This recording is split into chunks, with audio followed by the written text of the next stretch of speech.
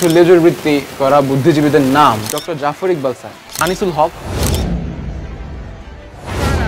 প্রধানমন্ত্রী সংবাদ সম্মেলনের পরে দেশের বিশ্ববিদ্যালয়ের যেসব শিক্ষার্থী তুমি কে আমি কে রাজাকার রাজাকার স্লোগান নিয়ে মিছিল বের করেছিলেন, তাদের প্রতিবাদ সঠিক এবং আমরা তা সংশয়হীনভাবে সমর্থন করি। তবে সংশয় দেখতে পাচ্ছি দেশের অনেক বুদ্ধিজীবী, শিল্পী, সাহিত্যিক এবং গবেষকদের মাঝে।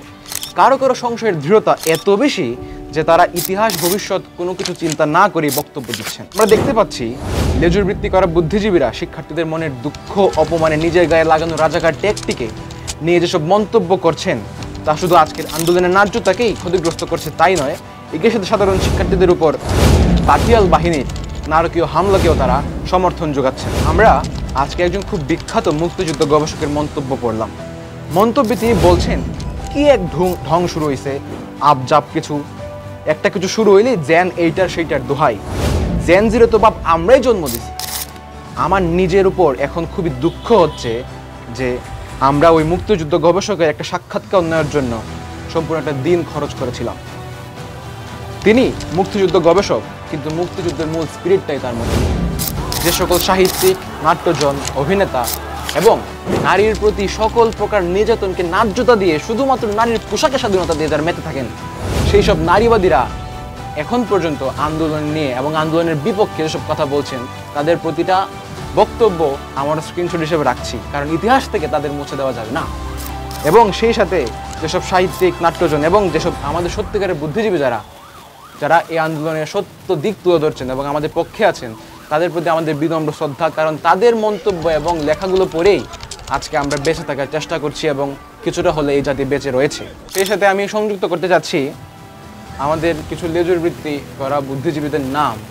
আমার বলতে খুবই কষ্ট হচ্ছে যে তাদেরকে আমরা সবাই তাদের লেখা পড়ে বড় হয়েছি এবং আমাদের এখন কষ্ট হচ্ছে যে ওনাদের আজকের এই যে অবস্থান সেটা আমরা মেনে নিতে পারছি না।